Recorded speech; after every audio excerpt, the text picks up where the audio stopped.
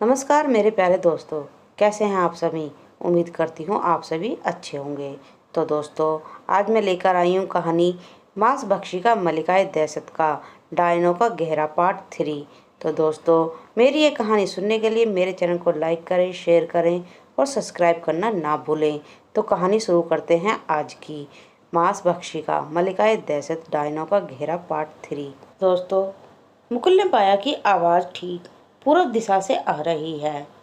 वह उस आवाज़ का पीछा करते करते आगे की तरफ बढ़ने लगा। आवाज़ इतनी ज़्यादा तेज थी कि मानो कान के पर्दे बस फटने ही वाले हों। वहाँ कानों पर हाथ रखकर आगे बढ़ने लगा। चलते चलते वह एक ऐसी जगह पर पहुंचा जहाँ एक बरगद का बहुत विशालकाय पेड़ था। उसने देखा कि ढेर सारी औरतें गोला बनाकर बैठी थीं। सभी की चोटियाँ एक दूसरे से बंधी हुई थीं। रात का समय था, जिसकी वजह से साफ साफ नहीं दिखाई दे रहा था। सभी औरतों ने काली काली साड़ियाँ पहन रखी थीं। फिर एक साथ सभी औरतों में कुछ मंत्र उच्चारण करना शुरू किया। मुकुल खड़ा वहाँ सब कुछ देख रहा था। फिर एक औरत ने पास रखे हुए एक चाकू को उठाया और अपनी और बगल की दूसरी औरत की चोटी को काट दिया। फिर अपनी चोटी काटने के बाद सभी औरतें चाकू दूसरी औरतों को थमाती गईं। चोटियां एक दूसरे से बंधी हुई थीं, इसलिए वह एक कपड़े की कटर की तरह मालूम हो रही थीं। फिर सभी औरतें निर्वस्त्र होकर नाचने लगीं। उन्होंने उस चोटियों के गट्टर को हवन कुंड में फेंक दिया। तभी कहीं से सिसका लेने की आवाज आने लगी। तभी एक औरत अंधेरे को चीरते हुए उन औरतों की तरफ आने लगी। वह एक तकरीबन 6 बच्चे का पैर पकड़कर घसीटते हुए लेकर आ रही थी। वह बच्चा अपनी जान की भीख मांगते हुए कह रहा था, आप मुझे कहाँ ले जा रही हैं? मुझे बहुत डर लग रहा है, प्लीज मुझे छोड़ दीजिए। वह औरत बोली, कुछ नहीं होगा तुम्हें, बस तुम्हारा खून ही तो सबको पिलाना है। इतना कहते हुए वे जोर जोर से शैतानी हंसी हंसने लगी। वह लड़का उस औरत से लाख विनती करता रहा, मगर वह औरत छोड़ने से रही। फिर वह लड़का तेजी से रोने लगा।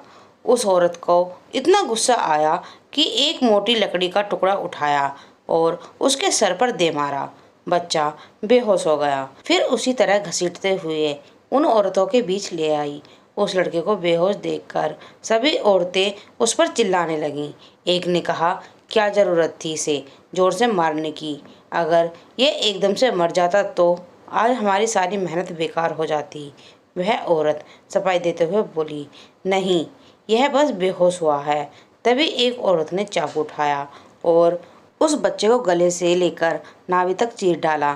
सभी औरतें उसके खून को कुत्ते की तरह पीने लगीं। यह नज़ारा देखकर मुकुल बहुत डर गया। उसने सोचा कि उसे कुछ करना चाहिए, लेकिन इतनी सारी औरतों को देखकर उसकी हिम्मत नहीं हो रही थी। तभी एक औरत ने चाकू से उसके दोनों जबड़ों को निकाल लिया और उन्हें कस के रगड़ने लगी। रगड़ते हुए जबड़ों की चोटी के गट्टर पर फेंक दिया। चोटी की गट्टर में आग लग गई। तभी मुकुल की नज़र उन औरतों के पैरों पर गई। सभी के पैर उल्टे थे। उसे मालूम हो गया, हो ना हो ये सब औरतें नहीं डायन हैं। फिर सभी औरतें एक एक करके उस जलती हुई अग्निकुंड में कूदती गईं और उसमें समाहित होती गईं। मुकुल से अब रहा नहीं गया। उसे लगा कि सब कुछ करना चाहिए, लेकिन जब तक वह कुछ करने के लिए आगे बढ़ता, तब तक सारी औरतें अपने आप को उस अग्निकुंड के हवाले कर चुकी थीं। उसे बहुत पछतावा हुआ कि वह कुछ ना कर सका।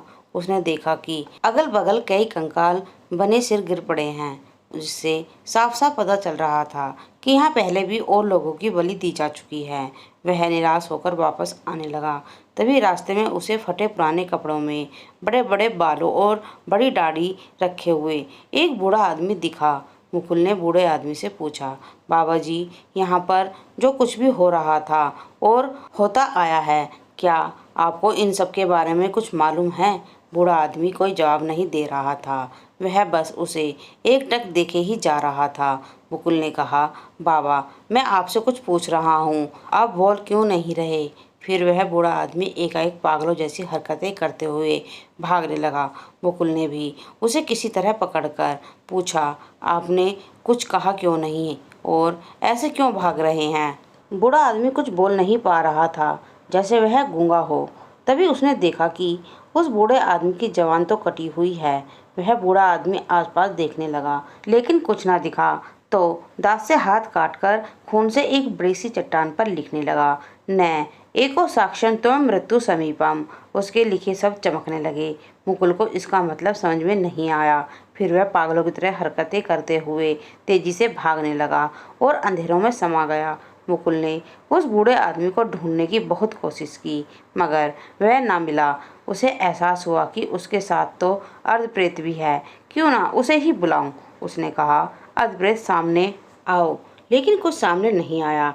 फिर वह अपनी गाड़ी के पास गया और घर की तरफ रवाना हो गया। तभी रोहन ने खींचकर मुकुल के गाल पर तमाचा जड़ा। मुकुल बौखलाकर बिस्तर से उठ गया। रोहन बोला, प्रभु उठो भी, कब तक सोए रहोगे? मुकुल फिर खुजाते हुए बोला, क्या यार, क्या जरूरत थी इतनी जोर से मारने की? आराम से भी तो उठा सकता था। रोहन बोला, हाँ कर तो सकता था, मगर आप तो एक कहावत जानते हैं ही है ना, भय बिना होत न प्रीत। इतनी देर से तुमको प्रेम से ही तो उठा रहा था, लेकिन तुम हो कि मानने वाले ही नहीं। मुकुल ने कहा, यार मैंने आज बहुत जोरदार सपना देखा। अच्छा, तूने सपने में यही देखा होगा ना कि तुझे गर्लफ्रेंड मिल गई है। वैसे भी तेरे नसीब में सिर्फ सपना देखना ही लिखा है, क्योंकि असल जिंदगी में तेरा कुछ नहीं होने वाला तो है नहीं। रोहन ने उसका मजाक बनाते हुए कहा, अरे नहीं यार, लगता है तेरी माँ ने सच में तुझे पैदा करते समय नीम का जूस पिया होगा, तभी तो कड़वाहट भरी जवान लिए तू पैदा हुआ है। मुकुल ने रोहन का मजाक बनाते हुए कहा।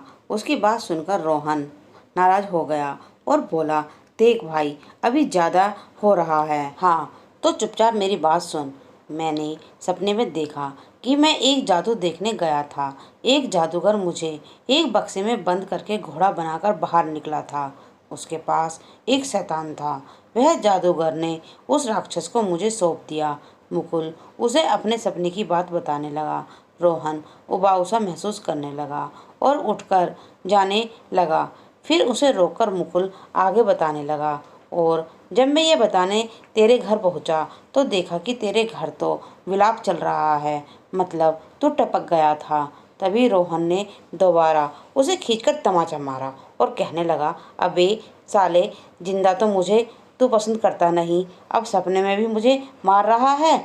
मुकुल बेचारा गाल चलाते हुए बोला, भाई मेरे, तू सर पर मत मारा कर। और सुन, फिर मैं जब तेरा अंतिम संस्कार करके वापस लौट रहा था तो एक सुनसान जगह पर पहुंचा, जहां ढेर सारी औरतें जादू टोना कर रही थीं। सॉरी, औरतें नहीं, चुड़ैल। और वे सभी सब छोटी से बच्चे की बड़ी बेरहमी से मारकर उसका खून पीने लगीं। फिर मैं उन लोगों को पकड़ने दौड़ा तो वहाँ लोग हवन कुंड में कूद चुकी थीं। फिर एक अजीबोगरीब बूढ़ा आदमी मिला जो अपने खून से दीवार पर लिखा, न एको साक्ष्यम त्वं मृत्यु समीपम। तभी राकेश गंभीर हो गया और झट से रोकते हुए पूछा, एक मिनट एक मिनट, क्या कहा तुमने? यही कि न एको साक्ष्यम त्वं मृत्यु समीपम, मुकुल ने फिर से बताया। फिर रोहन एकदम से गंभीर होकर कहने लगा, यार मुकुल, इस वाक्य के बारे में मेरे मामा ने मुझे सब बताया था जब मैं 8 या 9 साल का था। उन्होंने यह भी बताया था कि यह वाक्य आदमी के कानों में तब सुनाई देने लगता है जब मांस भक्षिका का शिकार होने वाला हो। मुकुल चौंक कर बोला, क्या मांस भक्षिका? हाँ, याद आया, वह जादूगर इसी नाम की एक पिशाचनी को मारने की बात कर रहा था। काश वह अर्धप्रेत सच में पास होता तो मैं कितना ताकतवर होता, लेकिन वह अर्धप्रेत तो किसी काम का नहीं निकला। जब मैं चुड़ैलों को यहाँ पहुँचा तो मैंने अर्धप्रेत की मदद के लिए बुलाया, मगर वह नहीं आया। रोहन ने बड़ी हैरानी से पूछा, अर्धप्रेत? मुकुल बोला, हाँ अर्धप्रेत। रोहन ने फिर हैरानी से पूछा, यह कौन सी चीज़ है भाई? यह एक मानव दानव है जो आधे शरीर का है। इसका इतना भयानक और खूंखार रूप है कि अच्छे अच्छे भूत पिशाच भी इसके आगे पानी कम नजर आएंगे। समझ लो, खौफ का दूसरा नाम है वह। उसके तलवार जैसे तीखे दांत शेर जैसे नुकीले नाखून, और भाई एक बार वह बोल दे तो अच्छे अच्छों की पैंट गीली हो जाए। मुकुल रोहन को अर्थ प्रेत के बारे में बताता जा रहा था और रोहन भी उसकी बातों को बड़े ध्यान से सुन रहा था। फिर मुकुल बोला, कहानी खत्म हुई, अब मैं घर जा रहा हूँ। मेरी माँ भी परेशान हो रही होगी कि रात कहाँ था मैं। ठीक है, मैं चलता हूँ। रोहन ने उसे नाश्ते के लिए रोकना चाहा, मगर वह कुछ जरूरी काम बताकर घर चला गया। फिर रोहन अपना बिस्तर मोड़ने लगा, तभी कमरे में कुछ हलचल होने लगी। उसने आवाज लगाई, कौन है? कोई कहने लगा, न एको साक्ष्यम त्वम मृत्यु समीपम। तो दोस्तों, आज की मेरी ये कहानी यहीं समाप्त होती है। इससे आगे की कहानी सुनने के लिए थोड़ा सा इंतजार कीजिए। धन्यवाद।